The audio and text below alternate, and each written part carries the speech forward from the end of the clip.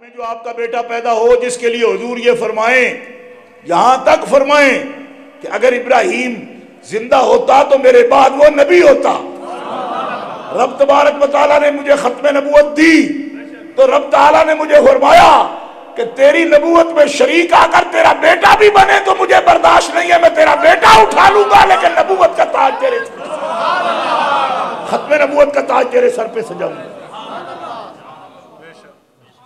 بات سمجھ آئی آپ کو یا نہیں آئی؟ لیکن ان کو اہل بیت بھی نہیں مانا گیا۔ کیوں اس پہ زور لگا رہے ہیں جی اہل کا معنی کیا ہوتا ہے، اولائے کا معنی کیا ہوتا ہے؟ میں کیا کر رہے ہو، شرم نہیں آتی ہے؟ جن درختوں کے گھنے سائے تمہیں آرام دیں ان درختوں کی جڑیں انسان بن کاٹا نہ کر۔ اتنا بے غیرت نہ بن، اتنا بھی سودائی نہ بن، اپنے گھر میں بیٹھ کر گھر بار کا سودا نہ کر۔ اہل سنت نے تمہیں پہچان دی، اہل سنت نے تمہیں تشخص دیا، اہل سنت نے تمہیں انسان سمجھا، اور تم اہل سنت کو واپسی میں کیا دے رہے ہو کہ ان کے مسئلے کو خلط ملط کر رہے ہو کہ آج کوئی پہچان ہی نہیں ہے۔ کبھی خارجی کی بولی بولتے ہو، کبھی رافضی کی بولی بولتے ہو۔ سنی وہ ہے کہ جب بھی زبان کھولے یا قرآن بولے یا حدیث مصطفیٰ کو نعرہ رسالت، نعرہ تحقیق، نعرہ حیدری، شیر اہل سنت، شیر اہل سنت، شیر اہل سنت زندہ باد۔ ازواج مطہرات حضور کی قریبی ہیں۔ یہ تو آپ کو بتانے کی ضرورت نہیں ہے کہ بیوی اپنے شوہر کے کتنے قریب ہوتی ہے، ان کو کہیں نہیں یہ دور والے ہیں، یہ قرابت دار ہیں، اور جو قرابت دار ہیں ان کی محبت ہم پر فرض ہے۔ کیونکہ حضور نے ہم سے سوال کیا، کہو زور سے سبحان اللہ۔ حضور کی سب بیٹیاں حضور کی قرابت دار ہیں، زور سے کہو سنیو، زور سے کہو سبحان اللہ۔ آپ نے جھوٹوں کو بولتے دیکھا کس طرح بولتی؟ تو آپ سچی ہو کر کیوں اس طرح کنویں سے بولتی ہیں؟ مینارے پہ چڑھ کے بولو سبحان اللہ۔ کم از کم اس سے ہی سبق سیکھا کرو تم۔ قرابت دار ہیں اور ہمیں خوب پہچان ہے۔ ہم اپنی پسند سے قرابت دار نہیں بناتے کہ دو چار کو چن لیا یہ ہیں قرابت دار، نہ، ہم حضور کی پسند سے قرابت دار بناتے ہیں، ہم اللہ کی پسند سے قرابت دار بناتے ہیں۔ جن کو اللہ نے حضور کا قریبی بنایا ہم ان کو قریبی مانتے ہیں۔ حضور کے قریبی بنانے کے لیے رشتے کس نے چنے؟ اللہ نے۔ کس نے چنے؟ حضور کے رشتے کس نے چنے بھائی؟ میں چاہو تو 10 حدیثیں اس پر پیش کر سکتا ہوں۔ حضور فرماتے ہیں اللہ رب العزت جل وعلا نے میرے لیے کوئی رشتہ جہنمی نہیں چنا، سب جنتی رشتے چنے میرے لیے۔ اللہ نے ان اللہ ابالی، اللہ نے انکار کیا اس بات سے کہ میں بیٹی دوں کسی جہنمی کو یا بیٹی لوں جہنمی، کسی کی جہنمی بیٹی لوں، اس سے بھی رب نے مجھے منع کیا، اور کسی جہنمی کو اپنی بیٹی دوں اس سے بھی رب نے مجھے منع کیا۔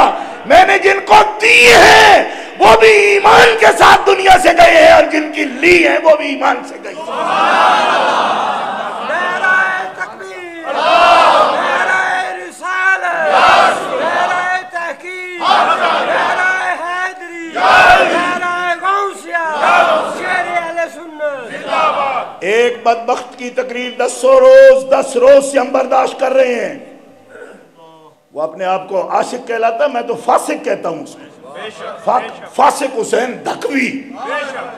10 روز سے بک رہا ہے وہ کہ فلاں خاندان شجرہ ملعونہ ہے، یہ وہ ٹی وی پہ بیٹھ کے کہہ رہا ہے۔ میں پوچھتا ہوں فاسق شاہ، وہ خاندان اگر شجرہ ملعونہ ہے تو اس خاندان کی بیٹی رسول اللہ کی بیوی ہے۔ اگر سارا شجرہ ہی ملعونہ ہو تو پھر تو اس کی شاخ بھی ملعون ہوتی ہے۔ کیا لعنتی کے ساتھ رب نے حضور کا رشتہ کرا دیا؟ حضور کے لیے تو رب نے یہ فرمایا الطیبات للطیبین والطیبون للطیبات۔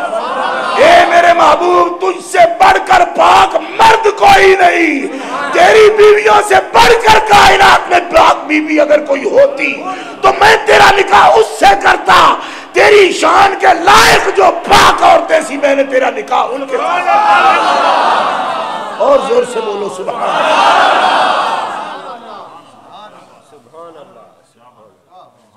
آپ اپنے بچے کا رشتہ کئی لانتیوں میں کر دیتی؟ بولو، اگر آپ کے بس میں ہو تو کر دیتی؟ بے بس ہو کے ہو جائے تو پھر تو بڑے بڑوں کا کچھ نہیں ہو سکتا نا، لیکن اپنے بس سے کر رہے ہو تو کیا آپ لانتیوں میں کر دیتی؟ تو اللہ اپنے حبیب کا کس طرح لانتیوں میں رشتہ کرتا ہے؟ اور 15 روز سے، یہ تو سپیکر پر میں مسجد میں بیٹھا ہوں، 15 روز سے ہمارے کان ہم سن رہے ہیں تو شجرہ ملعونہ ہے۔ میں نے کہا اسی شجرہ ملعونہ سے پھر سنو، حضرت علی اکبر کی ماں آمنہ بیٹی ہے میمونہ کی، اور میمونہ بیٹی ہے ابو سفیان کی۔ سید علی اکبر شبیہ مصطفیٰ، ہم شکل مصطفیٰ، جو کربلا میں امام کے بڑے صاحبزادے شہید ہوئے، ان کی ماں آمنہ بیٹی ہے میمونہ کی، اور میمونہ بیٹی ہے ابو سفیان کی۔ ابو سفیان اگر شجرہ ملعونہ ہے تو علی اکبر کی ماں کون ہے؟ یہ نواسی ہے ابو سفیان کی۔ جمہرۃ الانصاب اٹھا کے دیکھ، ابن حزم نے لکھا اور تمہاری کتابوں میں بھی موجود ہے کہ حضرت علی اکبر ابو سفیان کے خاندان کے بھانجے ہیں، نواسے ہیں۔ اگر تو شجرہ ملعونہ اس کو سمجھتا ہے تو اسی شجرہ ملعونہ کی ایک ڈالی پھر علی اکبر کی ماں ہے۔ اس طرح یوں نظر دوڑے نبر چیتان کر، اپنے بیگانے ذرا پہچان کر، پتہ بھی تو ہو کہ کیا کر رہے ہو تم اور کس پر زد آ رہی ہے۔ اس طرح نہیں ہوتا۔ جو ملعون ہے اسے لعنت سے بچا کوئی نہیں سکتا، اور جو مرحوم ہے اسے رحمت سے بچا کوئی نہیں سکتا۔ خاندان چن چن کے رب نے لعنتیں نہیں کی، ہر نفس کو اختیار دیا، من شاء فلیؤمن ومن شاء فلیکفر۔ جو تم میں مومن ہوگا وہ رحمت والا ہوگا، اور جو کافر ہوگا وہ لعنت والا ہوگا۔ پورے خاندان پر کوئی فکس نہیں کر دیا کہ یہ ملعون ہے۔ فرمایا ابو سفیان جب تک نہ مانے وہ ملعون تھا، جب مصطفیٰ کے قدموں میں گر گیا تو وہ رحمت والا ہو گیا۔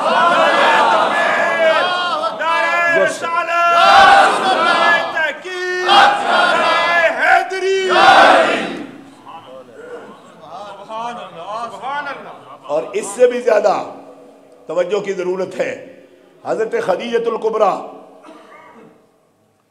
حضرت خدیجۃ الکبریٰ پہلی مومنہ، حضور کی زوجہ، پہلی مومنہ، عورتوں میں سب سے پہلی عورت جس نے ایک کلمہ پڑھا، اور جس دن کلمہ پڑھا 70,000 درہم دین اسلام کی خدمت کے لیے حضور کی خدمت میں پیش کی۔ حضرت خاتون جنت کی والدہ، وہ عورت کے جسے حضرت جبریل امین، بخاری شریف میں حدیث موجود ہے، وہ بخاری میرے سامنے پڑھی ہے اس وقت، جبریل امین غار حرا میں آ کر کہتے ہیں یا رسول اللہ، میں اللہ کی طرف سے آیا ہوں اور اللہ آپ کی زوجہ خدیجہ کو سلام کہتا ہے۔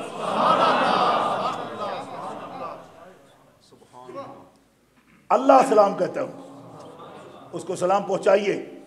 حضرت خدیجۃ الکبریٰ غار حرا میں پہنچی حضور کا کھانا لے کر، فرمایا خدیجہ کیا ہوا؟ عرض کیا یا رسول اللہ کچھ نہیں، آپ کو کیسے معلوم ہوا؟ فرمایا کوئی خاص بات ہے؟ کہا کچھ نہیں یا رسول اللہ، میرا پاؤں پھسلا تھا پتھر پہ چڑھتے ہوئے جبل نور پر، غار کی طرف آتے ہوئے تو گھٹنا میرا لگ گیا، پتھر کے ساتھ زخمی ہو گیا۔ فرمایا یہی بات ہے کہ تو مشقت اٹھاتی ہے میرے لیے کھانا لاتے ہوئے، رب دیکھ بھی رہا ہے اور قبول بھی کر رہا ہے، کیونکہ ابھی جبریل میرے پاس آئے تھے اور کہتے تھے رب خدیجہ کو سلام کہتا ہے۔ یہ بخاری شریف کے اندر حدیث موجود ہے۔ حضرت خدیجۃ الکبریٰ کس خاندان سے ہیں پتہ ہے آپ کو؟ خدیجہ بنت خویلد ہیں، اور خویلد عبد العزیٰ کی اولاد سے ہیں۔ عبد العزیٰ اور امیہ دونوں بھائی ہیں سگے، عبد شمس کے بیٹے ہیں۔ تو کن کو کہہ رہا ہے تو شجرہ ملعونہ؟ تیرا تو منہ بتا رہا ہے، تو لانتیوں والا منہ ہے تیرا۔ اتنے بزرگوں کو لانتی بنانے سے بہتر یہی ہے نا کہ کہا جائے کہ تو لانتی ہے۔ کیوں؟ جو لانتی ہوتا ہے اسے لعنت سوجتی ہے۔ وہ صحابہ پر کبھی بات کرتا ہے، کبھی اہل بیت اطہار پر بات کرتا ہے۔ میں نے کہا تو علی اکبر کی ماں کو ملعونہ کہہ رہا ہے، کیوں کہ وہ اسی نسل سے ہے، وہ نواسی ابو سفیان کی۔ ہوش کر بے ایمان، تو ام حبیبہ کو نہیں دیکھ رہا جو سید عالم کی بیوی ہے، بیٹی ہے ابو سفیان کی؟